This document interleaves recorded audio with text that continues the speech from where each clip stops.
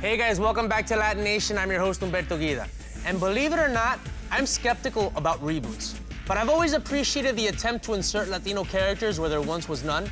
And that's what happened when legendary producer Norman Lear decided to reboot his 70s sitcom One Day at a Time. This time with a Cuban-American family set in Los Angeles.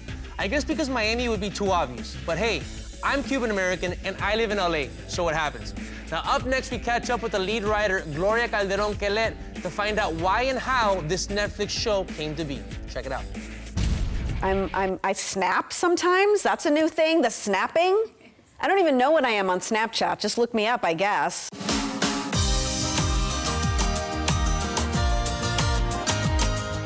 I'm Gloria Calderon-Kellett, and I am a writer and executive producer. I started writing my senior year in college. I had just started auditioning for things in Los Angeles, and everything I was auditioning for was very like gangbanger's girlfriend, gangbanger's sister. And I was like, what? There's nothing else? There's not like a young college student or a, young lawyer or, and I thought, well, if I'm not finding these scripts, then I know what the words are. I say them every day as a Latina woman. So I'm just gonna write my point of view. I swear to God, if that vieja calls me Maria one more time. Mrs. Doyle has Alzheimer's. Oh no, I'm so sorry. Hey, I'm messing with you. She's just racist. So One Day at a Time has been a long journey for me. I was asked to meet with Norman Lear about 1.5 years ago, and how do you not go on that meeting? I went and he talked to me about wanting to do a remake of the original series. And Norman was the first person to put a single divorced mom on television. And he talked about really wanting to do a Latino version of this. And he asked me, he said, so if you were divorced, what would be the reality of your life? And so I said, well, if that happened, my parents would live with me.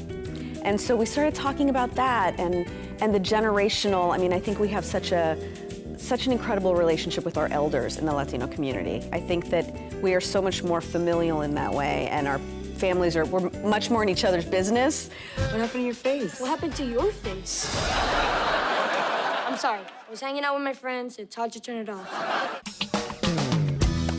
If I'm an hour and I haven't texted my dad back, he's like, oh yeah, are you dead? ¿Qué pasó? Where are, So we're in each other's, yeah, they're calling the police. Oh, for sure. If it's 2 hours and they haven't heard from me, for sure, calling the police. I'm like, I saw you yesterday at dinner. We have a problem. Your daughter does not want to have a quinces. What? We already booked the room, and I found a great band. Okay, it's your brother with an iPod and a playlist, but it's a very good playlist. The cast of the show is the incredible Justina Machado, who many people will know from 6 Feet Under, Queen of the South, ER. She plays a version of me. And Rita Moreno, the legendary EGOT, she's honored every week for something now. She plays my mother, Lydia, and it's 2 kids, Isabella Gomez and Marcel Ruiz, who are incredible and are gonna be superstars. My parents are immigrants. They came over in 1962 during Operation Pedro Pan, and they came with a suitcase and not speaking a word of English. I think my mom knew, like, Tom is a boy, Sally is a girl, and that was it.